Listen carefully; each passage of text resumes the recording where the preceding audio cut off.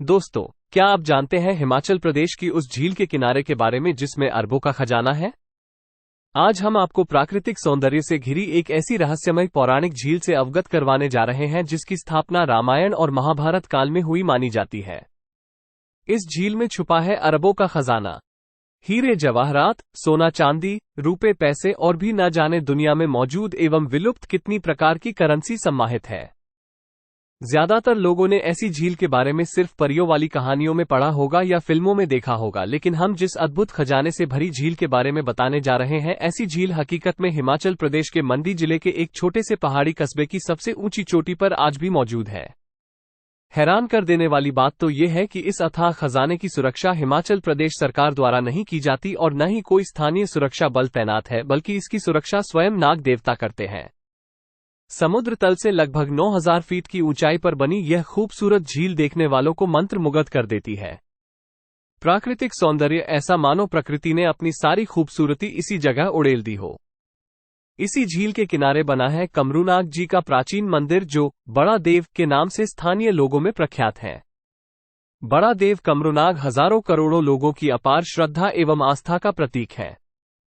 कमरूनाग जी कौन है, कहाँ स्थित है, इन्हें बड़ा देव क्यों कहा जाता है, इसके पीछे स्थानीय लोगों की क्या धारणाएं हैं, आइए जानते हैं। कमरूनाग जी से संबंधित अनेकों पौराणिक कहानियों का वर्णन देखने को मिलता है। उनमें से ही एक कहानी का संबंध महाभारत काल के युद्ध से जुड़ा हुआ माना जाता है। इस पारंपरिक कहानी के अनुसार भीम के पौत्र और घटोत्कच के पुत्र बर्बरीक ही असल में कमरूनाग हैं। कृष्ण जी बर्बरीक की शक्तियों के बारे में भली भांति जानते थे। उन्हें मालूम था कि बर्बरीक युद्ध में जिस भी सेना का साथ देंगे उस सेना की जीत निश्चित है। बर्बरीक ने जब युद्ध में जाने के लिए अपनी माता से आज्ञा मांगी तो माता ने युद्ध से पहले अपने बेटे से वचन लिया था कि युद्ध में जो सेना हार रही होगी तुम उसी की तरफ से युद्ध लड़ोगे। कृष्ण जी ने बड़ी ही चतुराई से युद्ध शुरू होने से पहले ही बर्बरीक का सिर दान में मांग लिया। बर्बरीक ने कृष्ण जी से युद्ध देखने की इच्छा जताई। कहा जाता है कृष्ण जी ने तब बर्बरीक के कटे सिर को कमरूनाग की सबसे ऊंची चोटी पर एक लंबे बांस के डंडे से बांध दिया और वहीं से बर्बरीक कुरुक्षेत्र का युद्ध देखने लगे। बांस के डंडे पर बर्बरीक का सिर जिस सेना की ओर घूमता उसी का पलड़ा भारी होने लग जाता, यानी कि वही सेना जीत की ओर बढ़ने लग जाती। कृष्ण जी ने बर्बरीक के सिर को उसी ऊंची चोटी पर एक पत्थर से बांध दिया और उसका सिर पांडव सेना की ओर घुमा दिया। युद्ध चलता रहा और निश्चित तौर पर पांडवों की अंत में जीत हुई। जिस पहाड़ की चोटी पर बर्बरीक का सिर बांधा था उस जगह का नाम है कमरा। शायद उसी से कमरूनाग जी का नाम पड़ा हो। हिमाचल प्रदेश के जिला मंडी मुख्यालय से शिमला रोड पर वाया चैलचौक लगभग 60 किलोमीटर की दूरी पर एक छोटा सा कस्बा है रोहांडा। यहीं से लगभग 9 किलोमीटर की पैदल यात्रा शुरू होती है कमरूनाग जी की। रास्ता पहाड़ी और खड़ी चढ़ाई होने की वजह से बहुत ही संकरा एवं जोखिम भरा है। एक छोटी सी चूक मुश्किल पैदा कर सकती है, फिर भी हर साल लाखों की संख्या में श्रद्धालु दर्शन के लिए आते हैं।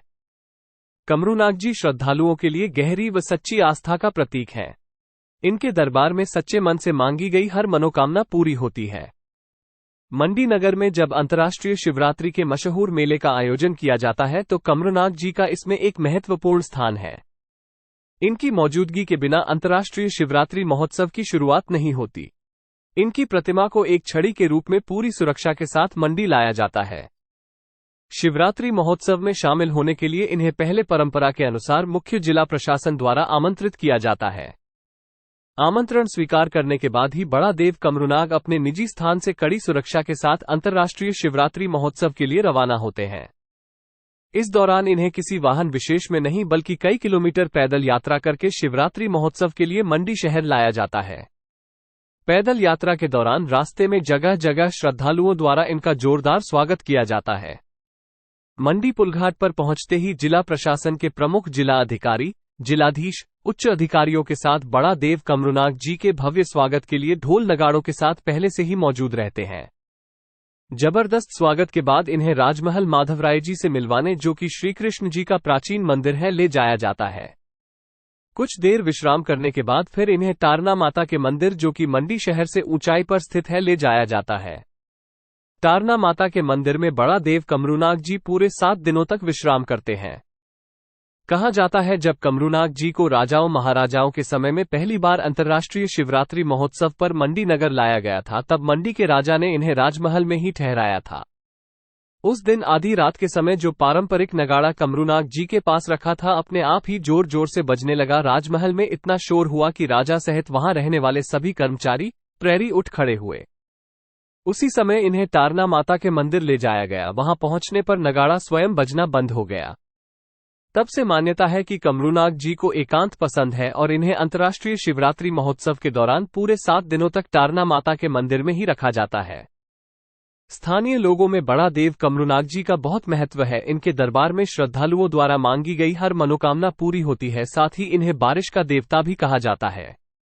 मान्यता है पूरे इलाके में जब जब सूखा पड़ता है तो कमेटी द्वारा निर्वाचित गूर कमरूनाग जी की विशेष प्रकार से पूजा अर्चना करते हैं तो एक निर्धारित समय में बारिश हो जाती है। और जब जब अत्यधिक बारिश होती है तो निर्वाचित गूर द्वारा पूजा अर्चना करने से बारिश रुक जाती है। गूर वो व्यक्ति विशेष है जिसका चुनाव कमरूनाग कमेटी द्वारा मुख्यतः लाठी खानदान में से किया जाता है।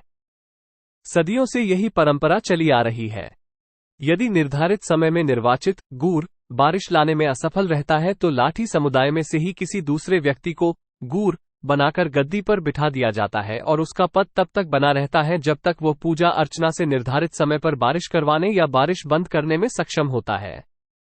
जन समुदाय के आग्रह पर बारिश लाने या बारिश बंद करने की समय अवधि है 2.5 घड़ी यानी कि 1 घंटा, 2.5 दिन या अधिकतम 4 दिन। वर्तमान समय में ठाकुर दास जी कमरूनाग जी के दरबार में गूर की गद्दी पर विराजमान है। एक दंत कथा के अनुसार जब कमरूनाग जी की स्थापना इस एकांत और बेहद खूबसूरत स्थान पर की गई तो इंद्रदेव रुष्ट हो गए और उन्होंने इस स्थान पर बारिश करना बंद कर दिया। स्थानीय लोगों में हाहाकार मच गया। तब कमरूनाग जी इंद्र देवता के पास गए और बारिश करने की गुजारिश की, लेकिन जब इंद्रदेव नहीं माने तो कमरूनाग जी वहां से बादलों को ही चुरा लाए और अपने इलाके में झमाझम बारिश करवा दी। तब से इन्हें बारिश का देवता भी माना जाता है। कमरूनाग जी को बड़ा देव क्यों कहा जाता है? किसने इन्हें बड़े देव की उपाधि से सर्वप्रथम विभूषित किया था? कमरूनाग जी का स्थान श्रद्धालुओं में सर्वोपरि है, इसलिए इन्हें बड़ा देव के नाम से भी जाना जाता है। इन्हें बड़ा देव की उपाधि किसने दी, इसके पीछे भी एक पारंपरिक कहानी है। कहा जाता है कि मंडी के राजा और कमरूनाग जी का आपस में घनिष्ठ संबंध था। समय समय पर राजा ने अपने लिए और अपनी प्रजा के हित के लिए कमरूनाग जी की भिन्न भिन्न प्रकार से परीक्षा ली। उदाहरण स्वरूप राज्य में बारिश के लिए, किसी महामारी को बढ़ने से रोकने के लिए या अपनी ताजपोशी के लिए अनेकों बार राजा द्वारा कमरूनाग जी की परीक्षा ली गई और हर बार राजा की कीर्ति बढ़ती ही गई और हर मनोकामना पूर्ण होती गई। मान्यता है कि जब दिल्ली में उत्तर भारत के सर्वश्रेष्ठ राजा का चयन होना था तो कमरूनाग जी ने राजा को स्वप्न में दर्शन देकर कहा कि दिल्ली में जब सर्वश्रेष्ठ राजा के चयन का सम्मेलन चल रहा होगा तो जिस कुर्सी पर आपको मैं नाग रूप में बैठा दिखाई दूंगा आप उसी कुर्सी पर जाकर बैठ जाना। राजा जब सर्वश्रेष्ठ राजा के खिताब के लिए राजाओं के सम्मेलन में दिल्ली पहुंचे तो उन्हें सचमुच एक कुर्सी पर नाग देवता बैठे दिखाई दिए। मंडी के राजा उसी कुर्सी पर जाकर बैठ गए और बड़ी ही शान से सर्वश्रेष्ठ राजा का खिताब जीत गए। कहा जाता है राजा ने तब कमरूनाग जी को बड़ा देव की उपाधि से विभूषित किया और तब से ही कमरूनाग जी श्रद्धालुओं में बड़ा देव के नाम से प्रख्यात हो गए। एक पौराणिक प्रचलित कथा के अनुसार कुरुक्षेत्र में कौरवों और पांडवों के बीच जब युद्ध चल रहा था तो श्री कृष्ण जी ने रत्न यक्ष को अपने रथ की ध्वजा से बांध दिया था। युद्ध में जब पांडवों की जीत हुई तो वे रत्न यक्ष को एक पिटारे में लेकर हिमालय की श्रृंखलाओं की ओर चल दिए। रास्ते में जब नलसर पहुंचे तो उन्हें पिटारे में से आवाज आई कि मुझे यहां से किसी एकांत स्थान की ओर ले चलो।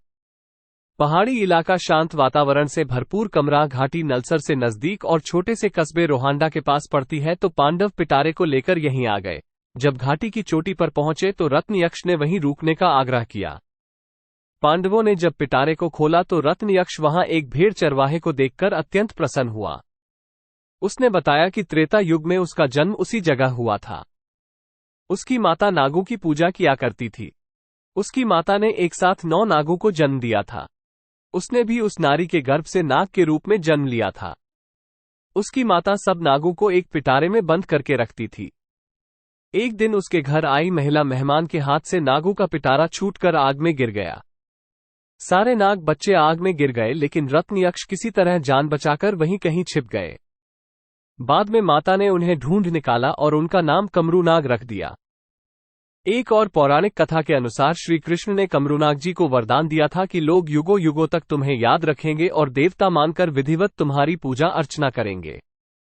कहते हैं जब महाभारत का युद्ध खत्म हुआ और पांडवों की जीत हुई तो श्री कृष्ण स्वयं पांडवों को लेकर कमरूनाग घाटी आए और कमरूनाग जी को पांडवों का देवता मानकर उनकी पूजा अर्चना की। मान्यता के अनुसार वर्तमान समय में कमरूनाग जी की जो प्रतिमा मंदिर में विद्यमान है उसकी स्थापना पांडवों द्वारा ही की गई थी। मूर्ति स्थापना के बाद कमरूनाग जी ने पानी पीने की इच्छा जताई तो उसी समय भीम ने अपनी हथेली मंदिर के प्रांगण में मारकर झील का निर्माण कर दिया। ये पौराणिक रहस्यमयी झील श्रद्धालुओं के लिए इसलिए महत्व रखती है क्योंकि यह रामायण और महाभारत काल से लेकर वर्तमान तक लोगों की अटूट आस्था एवं श्रद्धा का केंद्र बिंदु रही है। मान्यता है यहां आने वाले हर व्यक्ति की मनोकामना पूर्ण होती है और वह अपनी श्रद्धा अनुसार सोना, चांदी, रुपए, पैसे इत्यादि का चढ़ावा खुशी से इस अद्भुत झील में अर्पित कर देता है। जैसे जैसे जनपद को इस अनोखी खजाने से भरी झील के बारे में ज्ञात हो रहा है वैसे वैसे आज भी देश दुनिया से न जाने कितने ही पर्यटकों, श्रद्धालुओं को आकर्षित कर रही है यह मंत्रमुग्ध कर देने वाली खूबसूरत झील। मान्यता है इस झील में रहस्यमयी शक्ति का निवास है। कभी कभी सरनहली के मेले के दौरान झील के ठहरे हुए पानी में से गड़गड़ाहट की आवाज सुनाई देती है और पानी उछलकर कमरूनाग जी की प्रतिमा को छूकर वापस झील में लौट जाता है। ये सपना नहीं बल्कि आंखों देखी हकीकत है। कमरूनाग जी दिल से मांगी हर मनोकामना पूरी करते हैं। मन्नत पूरी होने पर श्रद्धालुओं द्वारा सोना, चांदी, रुपए, पैसे, हीरे जवाहरात, देसी विदेशी न जाने कितनी तरह की करेंसी का चढ़ावा सब इस अलौकिक झील में चढ़ा दिया जाता है। ये श्रद्धालुओं की अटूट आस्था एवं श्रद्धा का ही परिणाम है कि यहां आकर हजारों औरतें अपने पहने हुए गहने भी खुशी खुशी उतारकर इस अद्भुत झील को समर्पित कर देती हैं। अंग्रेजी शासन काल में जब एक अंग्रेज अधिकारी को इस खजाने से भरी झील के बारे में पता चला तो उसकी खुशी का ठिकाना नहीं रहा। उसने मंडी के राजा से मिलकर योजना बनाई कि क्यों न इस अथाह खजाने को निकालकर लोगों की भलाई में लगाया जाए। पहले तो राजा उसकी बात टालते रहे लेकिन बार बार आग्रह करने पर उस अंग्रेज अधिकारी की पेशकश को मान लिया गया। यद्यपि यह बात आम जनता को पसंद नहीं आई थी लेकिन अंग्रेजी हुकूमत होने की वजह से कोई विरोध भी नहीं कर पाया। अंग्रेज अधिकारी कुछ लोगों के साथ खजाना निकालने के लिए झील की ओर निकल पड़ा। जब वो झील के पास पहुंचने ही वाला था तो अचानक जोर की बारिश शुरू हो गई जिस वजह से उसे पीछे ही रुकना पड़ा। भूख लगने पर उस अधिकारी ने वहां पर ही एक स्थानीय फल खा लिया। फल खाते ही वो गंभीर रूप से अस्वस्थ हो गया। उसकी हालत ऐसी हो गई कि एक कदम भी उसके लिए आगे बढ़ाना मुश्किल हो गया। अब तक वह कमरूनाग जी की रहस्यमयी शक्ति को अनुभव कर चुका था। उसने खजाना निकालने का फैसला त्याग दिया और अपने लोगों के साथ वापस लौट गया। मंदिर के पीछे पेड़ों के अंदर किवाड़ बंद करके रखी गई स्वर्ग से आई सुरगणियों, मूर्तियों के बारे में भी स्थानीय लोगों की एक अलग अविश्वसनीय एवं रहस्यमयी विचारधारा है जिसके बारे में बहुत कम लोग जानते हैं। कहा जाता है महाभारत काल में अज्ञातवास के दौरान जब पांडव हिमाचल के इन्हीं जंगलों में निवास कर रहे थे तो यहीं पर युधिष्ठिर का सामना रत्नयक्ष से हुआ था और उसके द्वारा पूछे गए सवालों के सही एवं तर्कपूर्ण जवाब युधिष्ठिर ने दिए थे। कमरूनाग जी के मंदिर के पीछे पेड़ों में छेद करके 7 मूर्तियां स्थापित की गई हैं और उनके किवाड़ बंद कर दिए गए हैं। मान्यता है कि ये 7 परियां स्थानीय भाषा में जिन्हें सुरगणियां कहते हैं महाभारत काल में रत्नयक्ष के साथ स्वर्ग से आई थीं और वापस नहीं गईं। दोस्तों, अगर आपको यह वीडियो पसंद आया हो तो इसे शेयर जरूर करें और कमेंट करें। जय कमरूनाग देवता।